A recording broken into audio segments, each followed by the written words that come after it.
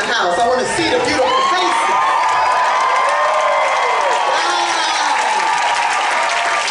Don't do it this Can I just want to wrap with you just for a minute, if I must, if I might, if I may. This is what a people's grassroots fundraiser looks like. Come on now. We support the candidate that doesn't go into the homes of multi-millionaires and billionaires and tell them that nothing fundamentally will change for them. Because if nothing fundamentally changes for them, then nothing fundamentally changes for you and you and you and you and you. And God knows we need change in this country. The system is absolutely rigged. There's no doubt about it. But I know a man. 10 years ago, 20 years ago, 30 years ago, 40 years ago, 50 years ago, and on and on and on, who has been standing in the ready position for what is right, for what is just, and for what is good. Hashtag receipts, DJ Shay. We got the receipts. We got the receipts. He ran for this office because he feels it in his soul. I describe Senator Bernie Sanders as someone who has heart-soul agreement. Now, who has an anti-endorsement list? Come on now.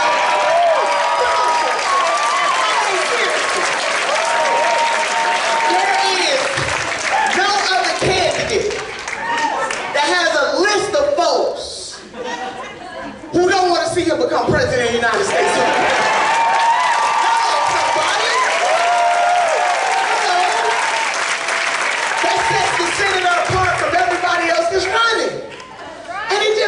Boggles my mind. Now listen, evolution is a very good thing. I'm glad folks that got some religion along the way. But our senator, from a very young man to this moment, from a young man to a seasoned man, is that all right? Has been standing on the right side of justice. See, he don't wait for Poland to tell him how to roll. He doesn't say one thing but in the back stage and say another when he gets up. He understands that the only way that we are going to have transcendence in this nation is if we have a political revolution. And that revolution is all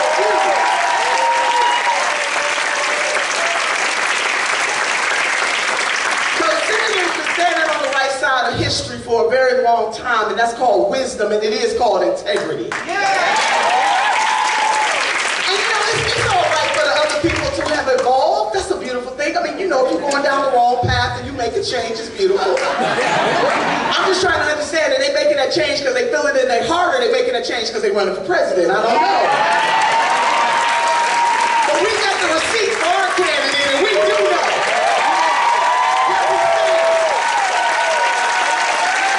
We're going to speak on it. We speak on his record of justice and equality for all. And Senator Bernie Sanders, he knows, he understands that he cannot do it alone, that it is going to take all of us to make this transformational change that we need in this country. The rainbow mosaic of humanity. And, you know, all of the candidates that's running, all 100 of them,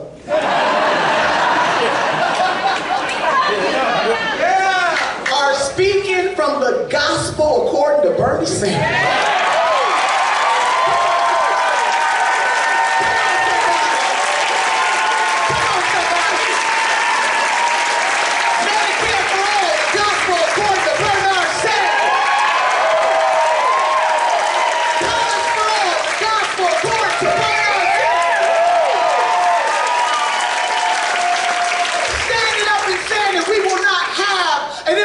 System that strips children from their mothers and their fathers. The gospel.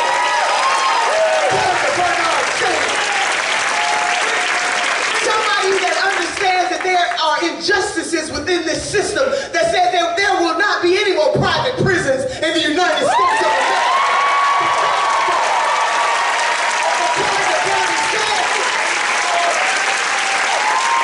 Somebody understands that women need that whole damn dollar. Ladies say whole damn dollar. The gospel according to Bernie Sanders. In 2016, and I want you to follow me, sisters and brothers, a question was asked to the candidates at that time that what is the biggest threat to the United States of America in the world? And our senator stood bold in 2016, and he said the biggest existential threat to this country is climate change.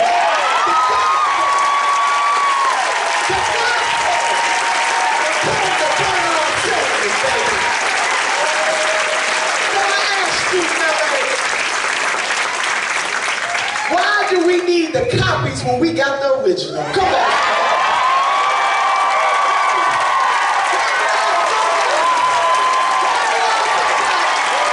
Why do we need the copies when we got the original? And there is no other candidate that stands up and says that this is not about me, but it is about us. The gospel, according to Bernard Sanders, baby. The system is rigged and we need some unwritten to go on. We need somebody that's going to stand up for the working poor and barely middle class in this country and not flinch. We need somebody who is not controlled by their donors.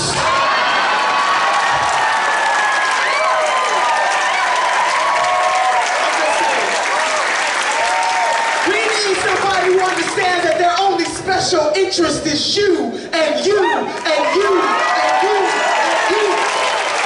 The gospel, according to Bernard Sanders. Lord have mercy.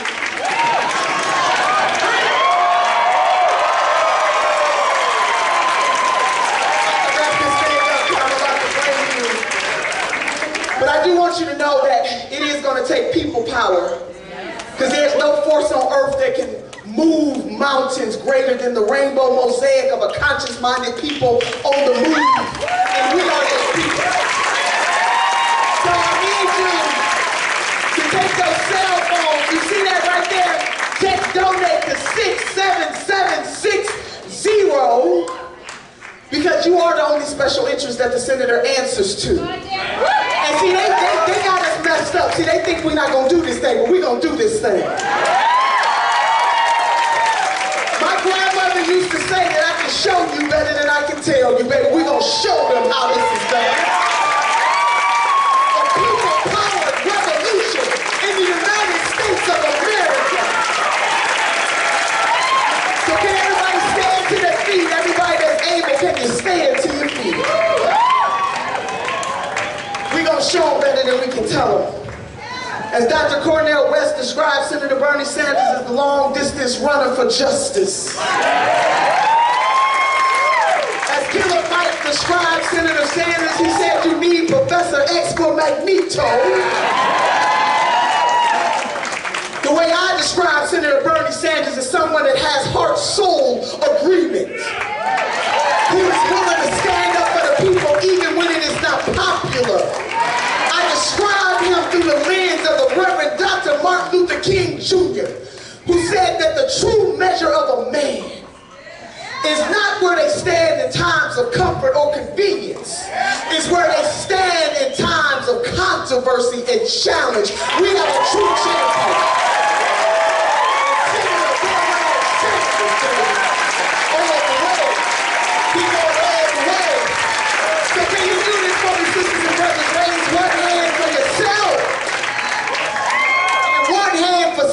Else, because we are all in this together. And with these hands, we will have Medicare for all. With these hands, we will have college for all. With these hands, we will cancel college debt. With these hands, we will have a humane immigration system. With these hands, we will abolish private prisons. With these hands, we will decriminalize marijuana in the United States.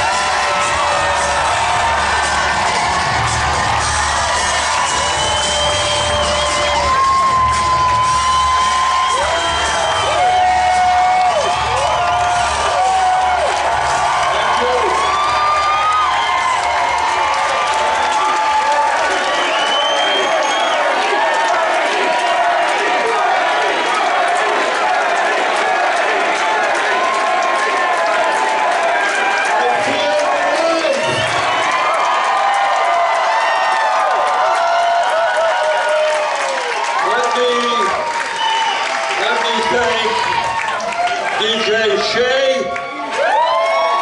Let me thank Tony Tig and Philip Rivera. Let me thank Vic Mensa. And let me thank Senator Nina Turner.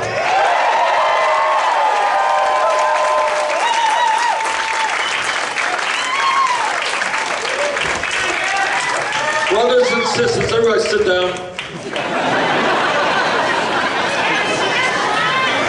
You know, some politicians go to wealthy people's homes and they sit around in a fancy living room and people contribute thousands and thousands of dollars and they walk out of that event with a few $100,000 or whatever. We don't do that.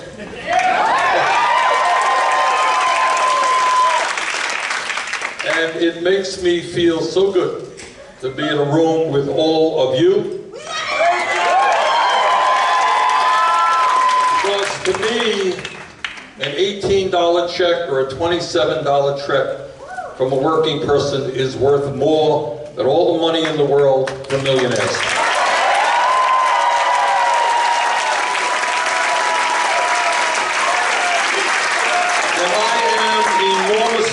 Proud of the fact that as of this moment, we have received over 2 million individual contributions. And I think the last number that I heard, we're averaging about $19 a piece. And if you look, you gotta, when people make a contribution, they gotta say where they work and stuff. And our major profession are teachers. And we have a whole lot of donations coming from Walmart workers. And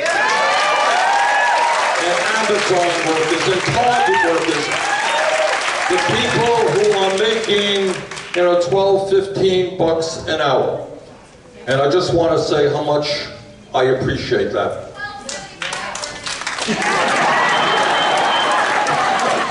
Now we are, as all of you know, in the midst of a great struggle. And that struggle will determine the future of our country, and what determines the future of our country determines the future of the world. That's really what we are playing for. And not only the political future of the world in terms of climate change, we are literally, it is a life and death issue for the future of this planet and what kind of planet we leave to our kids and our grandchildren. That's what we're playing for.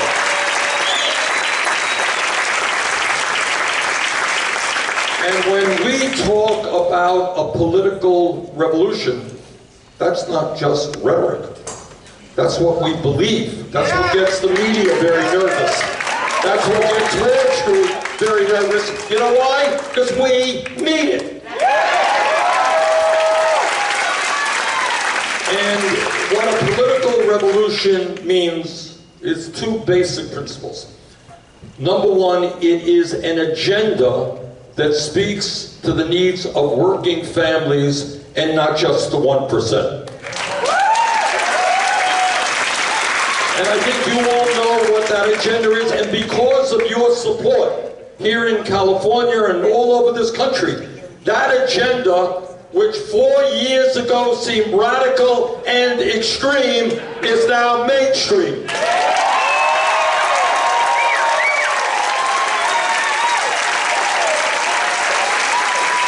And I think, I may be wrong on this, I think it was Nelson Mandela who said it, an idea is impossible until it happens. And that's what our movement is about, is that we are trying and will make ideas that seem impossible real and make them real in the short term. And that means we have got to rethink politics in America. We have got to rethink what is possible. All right? And the greatest impediment that we face is the limit of our own imaginations.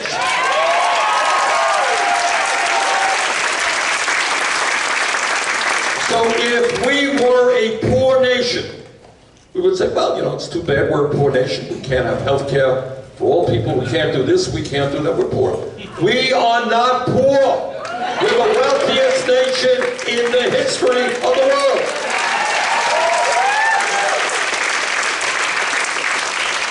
Now, you're not going to hear this on TV. You're not going to see it in the papers very often. But the reality is that in the wealthiest nation in the history of the world, you got 3 people on top who own more wealth than about half of America. That is a moral outrage. That is an economic outrage. And together, we're going to change that.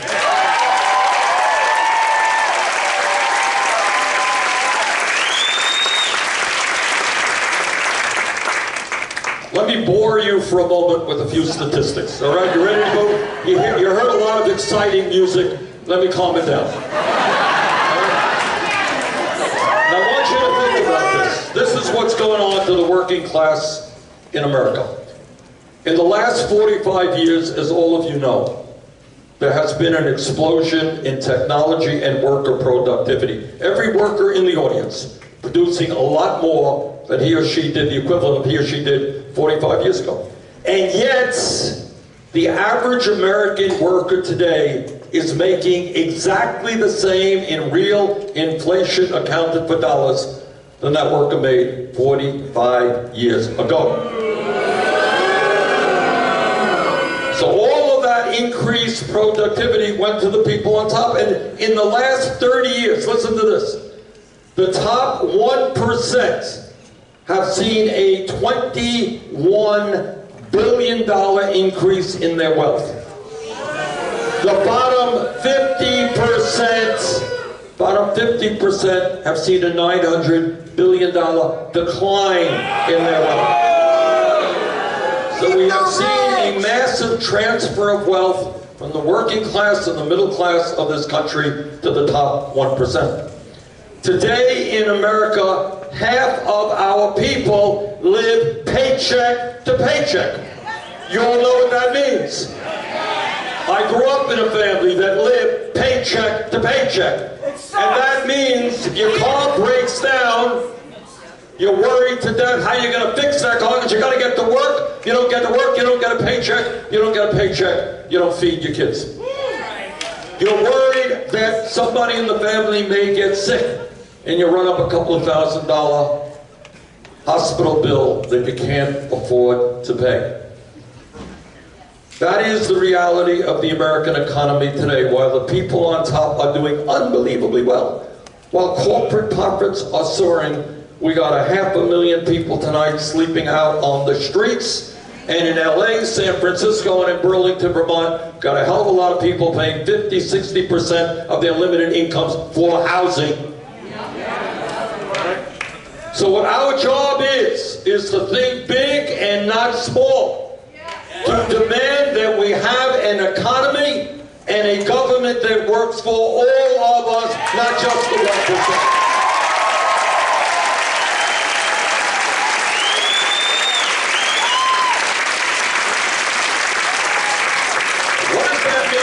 What does that mean in concrete terms? This is not radical stuff. I know, you know, be portrayed as a radical and all that stuff. This is not radical stuff.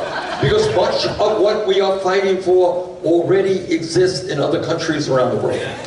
All right? It means that we understand that if we love America, and I hear politicians talking about how much they love America. If you love America, you love the children in America. You don't have the highest rate of childhood poverty of almost any major nation on earth. That's called loving America. If you love America, you understand that the years 0 through 4 are the most significant years for intellectual and emotional development. So if you love America, you have high quality, universal, affordable child care.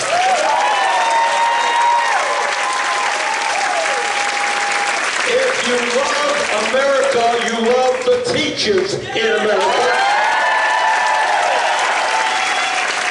We're doing some of the most important work that can be done, and we put the necessary resources of this country into creating the best educational system in the world, with teachers who are paid what they deserve.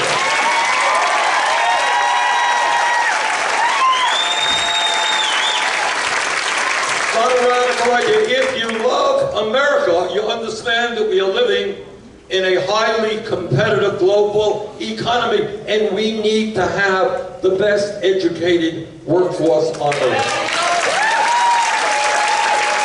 And that means that the concept of free public education from K to 12th grade is no longer good enough. We've got to make public colleges and universities tuition free.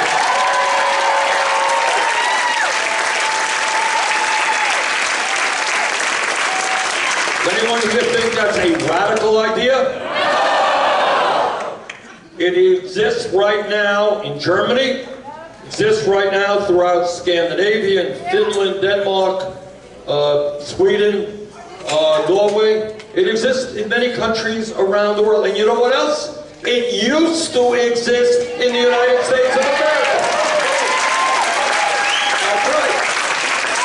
50, 60 years ago, you had great public universities here in California, in New York City, that were virtually tuition free. So we could do it 50 or 60 years ago. Please don't tell me we cannot do it today. And then there's something else we've got to do. You know, when Wall Street and the billionaire class come to Congress, they say, we need tax breaks, bail us out. Oh. So after the crooks on Wall Street, did I say crooks? Yeah, I said crooks.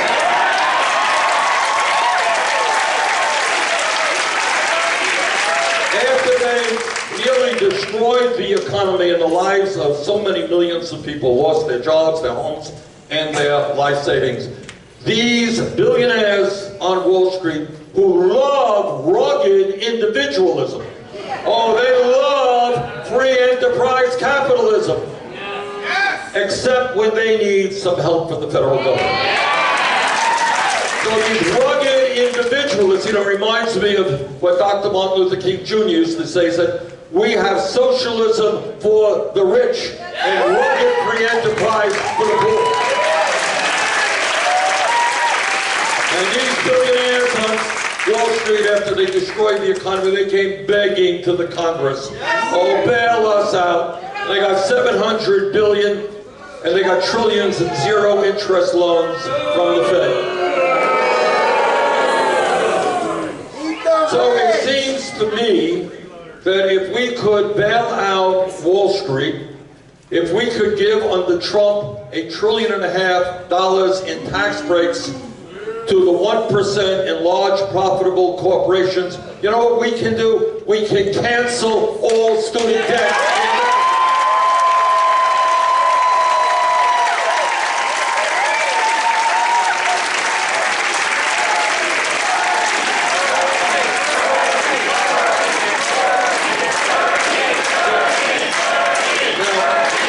Something else that is on our agenda, and I'm very proud to tell you, that we've come a long way over 4 years. Many of these ideas that I was here in California talking about 4 years ago, we're moving on, all right?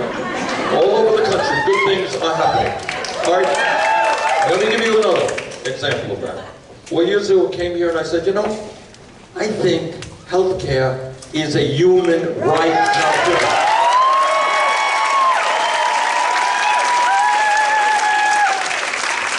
And I was told, oh, Bernie, that's un-American. Oh, my God. Everybody loves the insurance industry. Oh, they're such good people. They're looking out for us.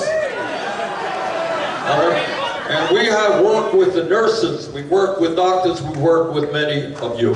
And what is now happening is we have incredible momentum in the fight to have the United States do what every other major country on earth is doing, and that is guaranteeing health care to every man, woman, and child. So Medicare for all.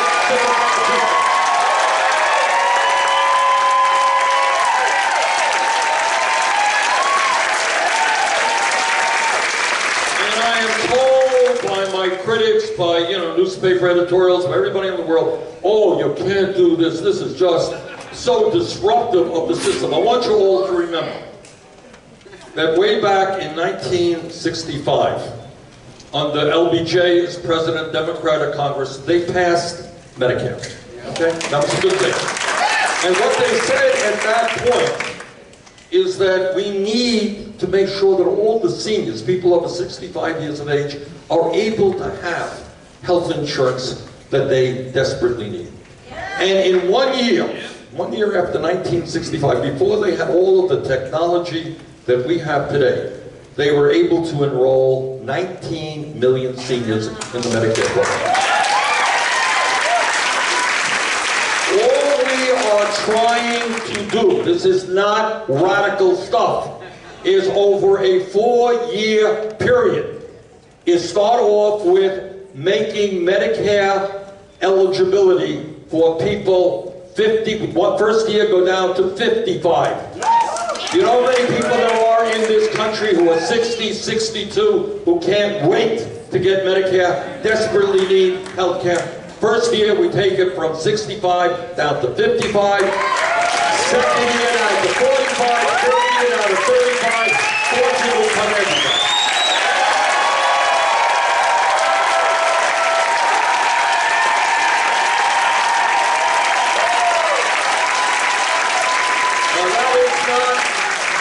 That is not a radical approach. In 1965, the federal government had to create an entirely new program. What we are doing is taking a program which is effective, which is popular, and simply expanding it over a 4-year period. And I believe what the American people increasingly understand is that the function of a rational healthcare system is to provide quality care to all of our people, not to allow insurance companies and drug companies to make tens of billions of dollars in profit.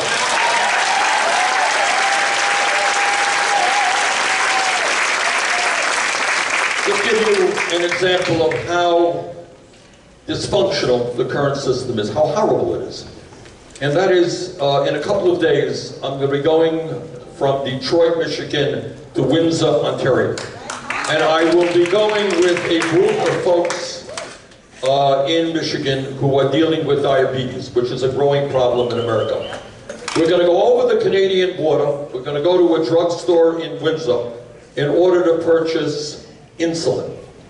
We will pay in Canada 1/10 the price that these folks pay in the United States of America. And it's not just insulin. It is many, many other drugs where we are paying the highest prices in the world. Last year, pharmaceutical industry made $69 billion in profits, and millions of Americans cannot afford the medicine they need, and some people are dying. All right, we're not going to let the drug companies kill people in America.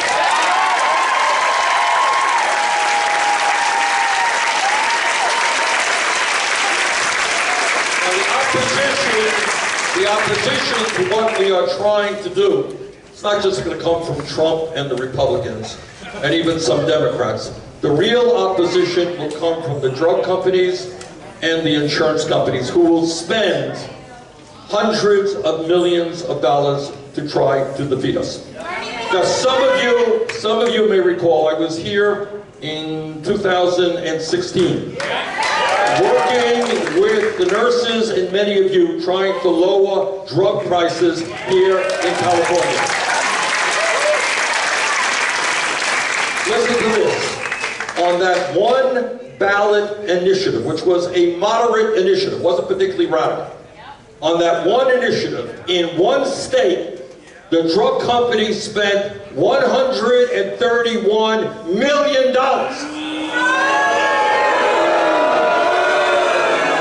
to get 54% of the vote. If they spent $131 million in one state on one ballot item, what do you think they're going to spend all over this country when we fight for Medicare for all? So that is what the fight is about. And that's right, bring it on.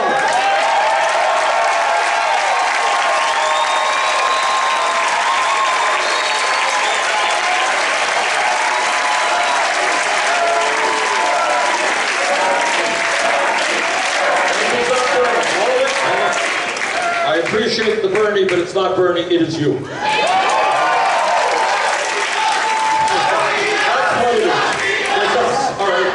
And what this campaign is about, which makes it, and I want to be clear about this, a unique campaign in certainly the modern history of America. What we are about is not just trying to win here in California. Of course we want to do that. With your help, we are going to win here.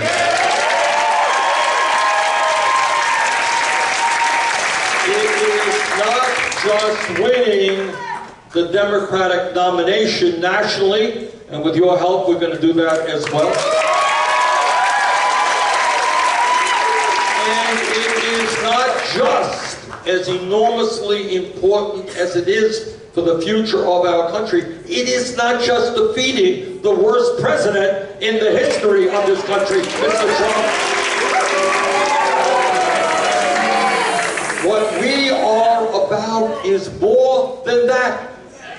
What we are about is not just defeating Trump, it is transforming this country.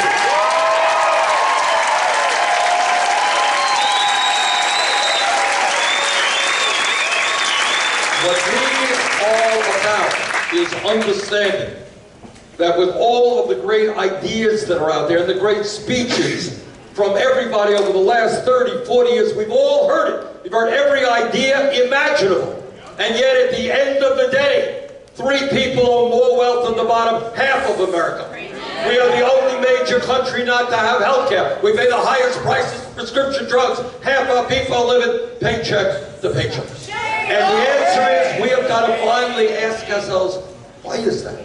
And the answer is corporate greed. That is the answer. So I need your help. I need your help not just in winning the election. I will need your help the day after the inauguration.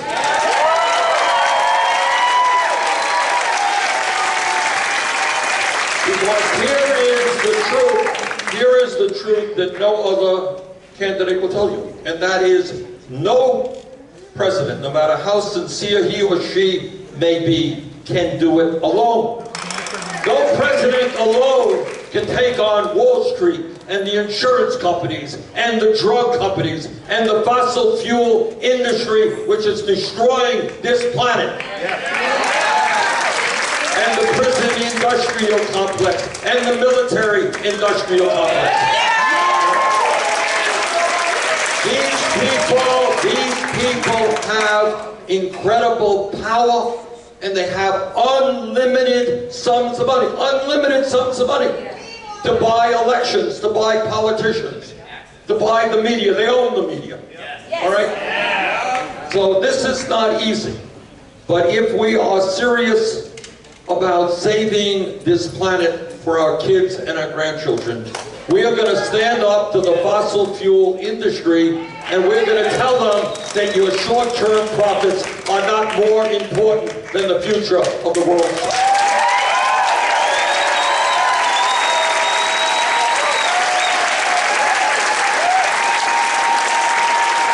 And we stand up to the prison industrial complex, and we tell them no more private prisons or detention centers.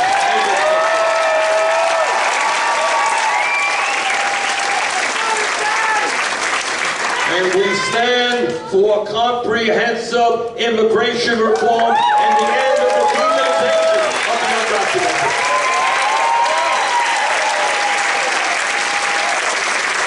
And we're going to tell all of those conservative Republican governors and politicians who tell us every day as conservatives they want to get the government off the backs of the people. They love small government. If you love small government, get the hell out of the way of women's rights to the church.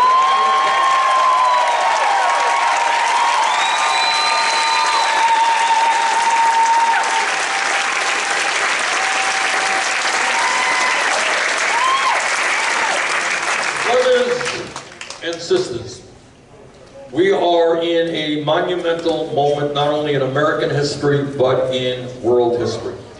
What we have is a president who is not just a racist and a sexist and a homophobe and a xenophobe and a religious bigot. He's even worse than that. What he is trying to do, which no president in modern history has really done to the degree that he has. What he is trying to do is divide our people up, very intentionally, very consciously, based on the color of our skin, based on where we were born, based on our sexual orientation, based on our religion. It's not new, that's what demagogues always do. They go after minorities, they divide people up, and they deflect attention from the fact that they end up representing the wealthy and the powerful. All right? And our job together is to do exactly the opposite. That's right. And why Trump will lose and why we will win is we are going to bring people together, black and white and Latino.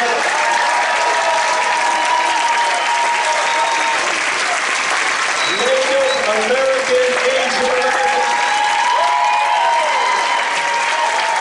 gay and straight, native-born immigrants.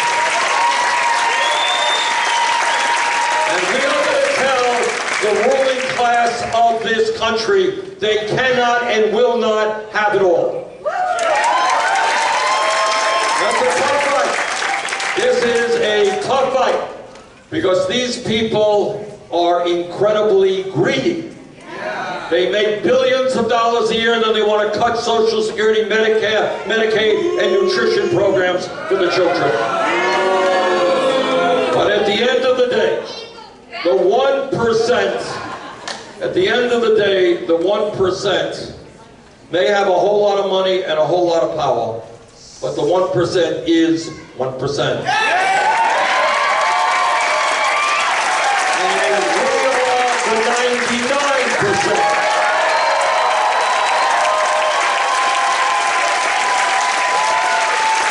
And the last that I heard is that 99 is a hell of a bigger number than 1.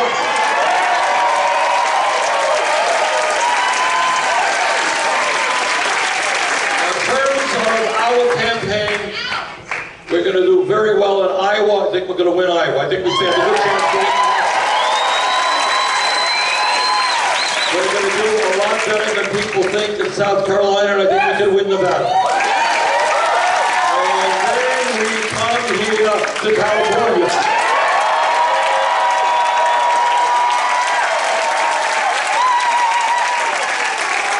And if we win here in California, and we can win here in California with your help, I think we got a straight path to victory in this country.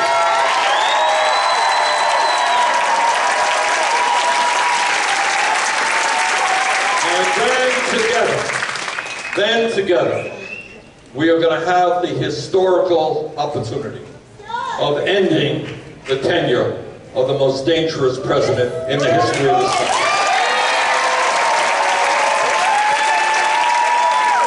Brothers and sisters, let me thank you so much for your support. And let me,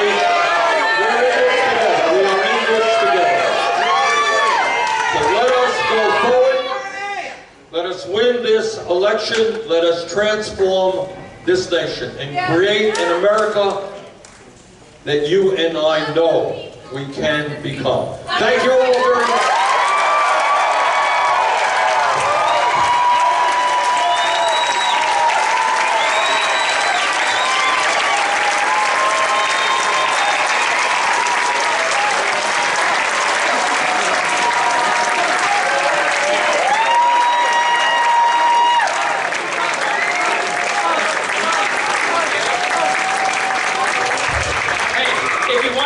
Pictures.